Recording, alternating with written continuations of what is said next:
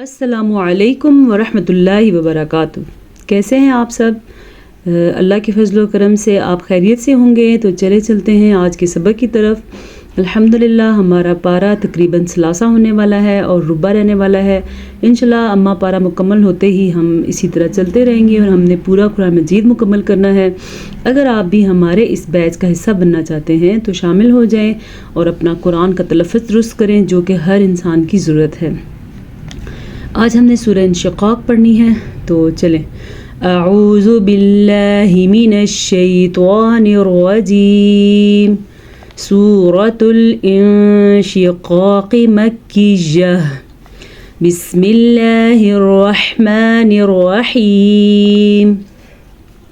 اذا السماء انشقت۔ اچھا جی، یہاں پہ اذا السما ہے، اذا سما نہیں ہے، یاد رکھیں زال کو سین کے ساتھ جوڑنا ہے۔ یہ والی جو مد ہے یہ 5 الف کے برابر ہوتی ہے۔ جتنا ہم ایک الف کو لمبا کرتے ہیں اس مد کو ہم نے 5 الف کے برابر کرنا ہے۔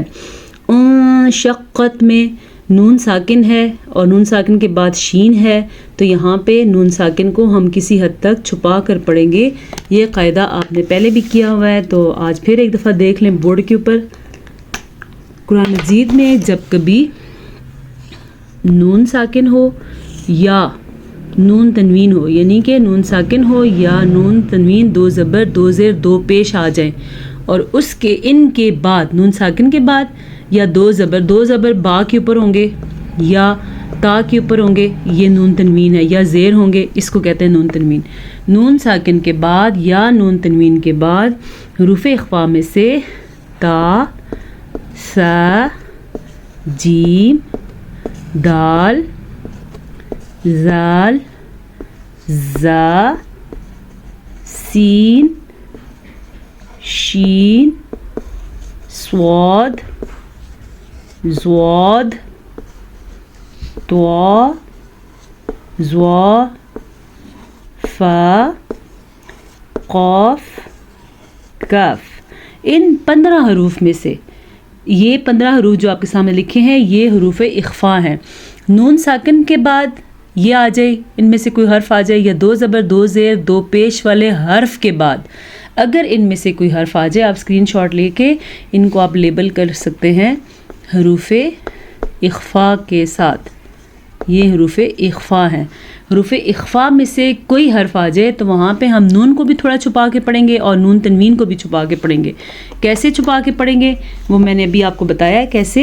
انشقت، اگر ہم ویسی اخفا نہیں کریں گے تو ہم پڑھیں گے انشقت، ایسے نہیں پڑھتے۔ تجوید جو ہے وہ یہ کہتی ہے کہ یہاں پہ نون کو تھوڑا غننے کی کیفیت ہوگی اور کچھ چھپائیں گے تو یہ اخفا بن جائے گا۔ اذا السماء انشقت وَأَذِنَتْ لِرَبِّهَا وَحُقَّتْ۔ لِرَبِّهَا، را کو پر پڑھنا ہے، ہا کو اپنے مخرج سے نکالنا ہے، وَحُقَّتْ موٹا قاف کا دھیان رکھنا ہے، اور حا جو ہے یہ حا ہے، اس کو نہ تو ہم خا پڑھ سکتے ہیں نہ ہم ہا پڑھ سکتے ہیں، یہ ہے حا۔ کیسے؟ وَحُقَّتْ موٹا قاف۔ وَإِذَا الْأَرْضُ مُدَّتْ، را کو ہم پر پڑھیں گے۔ میں نے پہلے بھی بتایا تھا کہ اگر را کے اوپر زبر اور پیش ہو تو را پر پڑھی جاتی ہے، اگر را کے نیچے زیر ہو تو را پر پڑھی جاتی ہے۔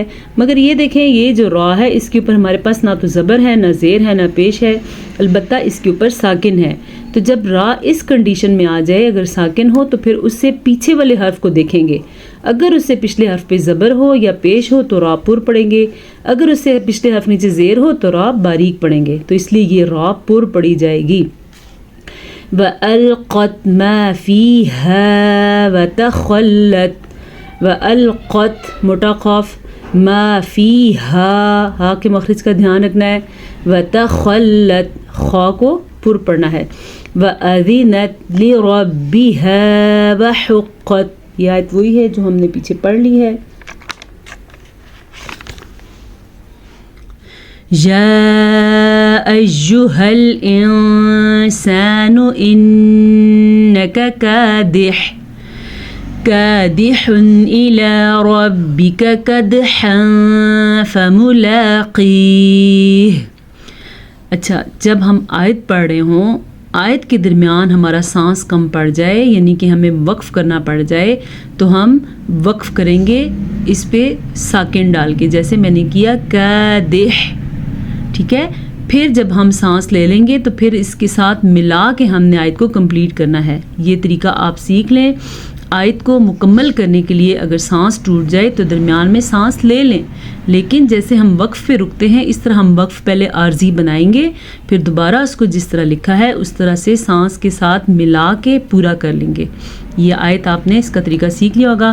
یہاں پہ ہمارے پاس ایک دفعہ پھر سے اخفا ہو رہا ہے، کیونکہ نون ساکن کے بعد حروف اخفا میں سے سین آیا ہوا ہے، یہ سین ہے ہمارے پاس، تو یہاں پہ اخفا ہو رہا ہے. انکا، نون کے اوپر جب بھی غنہ آئے یا میم کے اوپر جب بھی شد آئے، غنہ نہیں، نون کے اوپر شد آئے یا میم کے اوپر شد آئے تو وہاں پہ غنہ کرتے ہیں. نون اس کو کہتے ہیں نون مشدد کا غنہ یا میم مشدد کا غنہ. غنہ کیسے ہوتا ہے؟ انکا، ٹھیک ہے. اچھا، یہاں پہ آپ سوچیں ہم نے اخفا کیوں نہیں کیا؟ کیونکہ یہاں بھی ہمارے پاس نون تنوین ہے. آگے کیونکہ ہمارے پاس حروف اخفا نہیں ہے، نون تنوین ہے. یہاں پہ آپ کو حمزہ نظر آ رہا ہے حروف اخفا میں سے؟ نہیں ہے، جبکہ ہمارے پاس یہاں پہ الف آیا ہے، حمزہ آیا ہے، تو یہاں پہ اخفا نہیں بلکہ اظہار کا قاعدہ ہوگا، یعنی اس کو ظاہر کر کے پڑھیں گے. یہاں پہ پھر سے اخفا ہو رہا ہے، نون تنوین کے بعد فا آیا ہوا ہے، اور فا ہمارے پاس یہ اس میں موجود ہے حروف اخفا میں سے. فَأَمَّا مَنْ أُوتِيَ كِتَابَهُ بِيَمِينِهِ فَسَوْفَ يُحَاسَبُ حِسَابًا يَسِيرًا. فَسَوْفَ ایسے لوگ پڑھتے ہیں، یہ غلط پڑھتے ہیں. فَسَوْفَ، فا زبر فا، یحاسب، ہا کے مخرج کا دھیان رکھنا ہے. اچھا، زیادہ غلطی کیا کرتے ہیں؟ یحاسب، وہی بات ہے، با کو لمبا کر دیتے ہیں جبکہ یہ سیدھا پیش ہے، اس کو لمبا نہیں کر سکتے. حسابا یسیرا، یہ ادغام بالغنہ ہو رہا ہے یہاں پہ بھی، تو اور را کو ہم پر پڑھیں گے. یہ کیسے ہو رہا ہے انشاءاللہ ہم اس قاعدے پہ کل کام کریں گے. آج ہم اخفا کو بار بار ذکر کریں گے تاکہ جن لوگوں کو اگر نہیں آتا ان کو آ جائے. وَيَنْقَلِبُ إِلَىٰ أَهْلِهِ مَسْرُورًا. وَيَنْقَلِبُ، نون ساکن ہے اور نون ساکن کے بعد قاف آیا ہوا ہے. اب ہم چیک کریں گے کیا ہمارے پاس قاف موجود ہے. یہ دیکھیں، یہ ہمارے پاس قاف موجود ہے، تو یہاں پہ پھر سے اخفا ہوگا. جب نون ساکن ہو یا نون تنوین والا حرف ہو اور اس کے بعد قاف آ جائے تو اخفا بنتا ہے. مسرور، را میں یہ را بھی پر پڑی جائے گی اور یہ را بھی پر پڑی جائے گی. وقف کی وجہ سے ہم نے دو زبر کو ایک الف بنا دینا ہے. وَأَمَّا مَنْ أُوتِيَ كِتَابَهُ وَرَاءَ ظَهْرِهِ. وَأَمَّا، میم کے اوپر غنہ آیا. میں نے آپ کو یہاں بھی بتایا تھا کہ جب میم یا نون کے اوپر شد آ جائے تو وہاں پہ غنہ بنتا ہے، غنہ ہم ادا کریں گے. وراء، یہ 5 الف کی برابر مد ہے. جو دوسری مد ہے جو ابھی پیچھے ہم نے پڑھی ہے، یہ والی مد، یہ 3 الف کے برابر ہے. یہ اتنی لمبی کریں گے، ایلا، اور یہ کی وراء، یہ 5 الف کے برابر ہے اور یہ 3 الف کے برابر ہے. ظہرہ، آیت آنے کی وجہ سے ہا کو ہم نے ساکن کر دیا. اگر یہاں پہ گولتا ہوتی تو وہ ہا بن جاتی، اور ہا ہے تو اس کو ہم ساکن کر کے پڑھیں گے. فَسَوْفَ يَدْعُو ثُبُورًا. اگر آپ اس کو فَسَوْفَ پڑھتے ہیں تو یہیں پہ رک جائیں اور اس کو درست کر دیں. وَيَصْلَى سَعِيرًا. وَيَصْلَى، یہ بھی سواد پر پڑا جائے گا. سَعِيرًا، یہ را پر پڑا جائے گا. إِنَّهُ كَانَ فِي أَهْلِهِ مَسْرُورًا. إِنَّهُ، نون کا غنہ ادا کریں گے.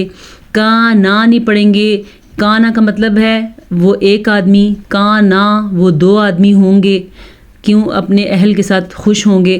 تو یہاں پہ کانا ایک انسان کے حساب کتاب ہوگا، اس کے ساتھ کیا معاملہ ہوگا یہ بتایا جا رہا ہے، تو ہم 2 آدمی نہیں بنا سکتے اس کو. مسرورا. إِنَّهُ ظَنَّ أَن لَّن يَحُورَ. ٹھیک ہے، ان دوبارہ سنیں انہو ظن ان لن یحور. یہاں آپ کو سمجھانے والی اہم چیز آ گئی ہے. بلا ان ربہ کان بہ بصیرا. یاد رکھیں جب اس طرح کے 3 نقطے آپ کہیں پہ دیکھیں گے آپ ضرور اس کے ارد گرد بھی 3 نقطے دیکھیں گے. اگر آپ کو پاس 3 نقطے آئے ہیں تھوڑا سا آگے جا کے آپ کو دوبارہ 3 نقطے نظر آئیں گے.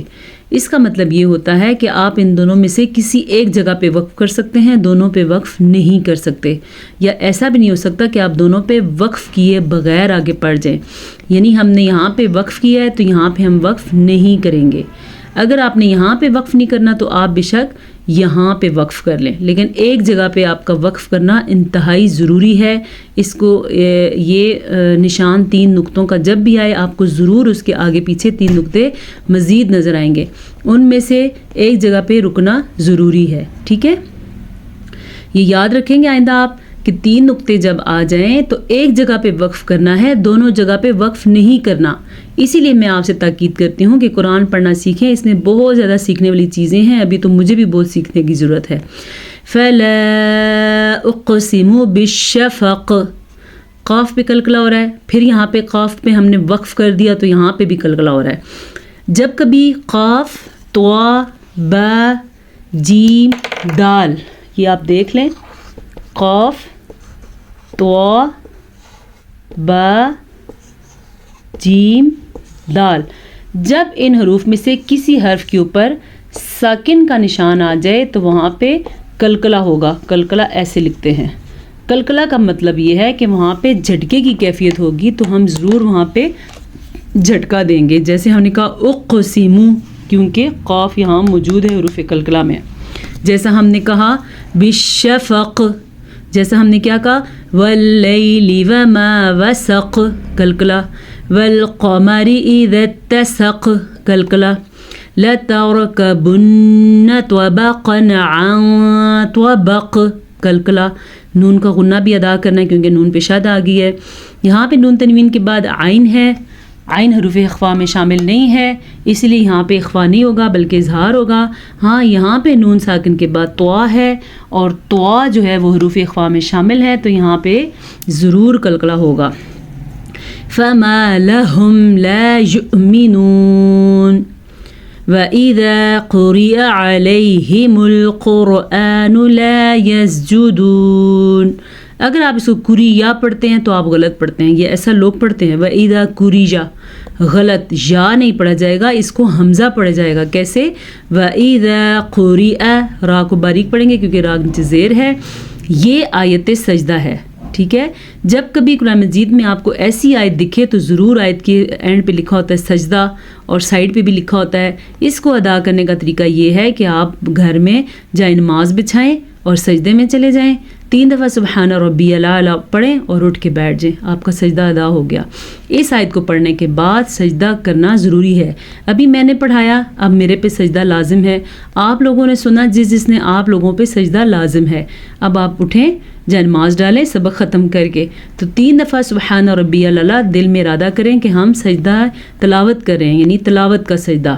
باقاعدہ اس کے لیے وہ نیت نہیں منہ میرے خانہ کعبہ کا اور لمبی چوڑی جو ہوتی ہے اس طرح نہیں, بس دل میں آپ نے ارادہ کرنا ہے اور سجدے میں چلے جانا ہے. یہ آیت سجدہ ہے.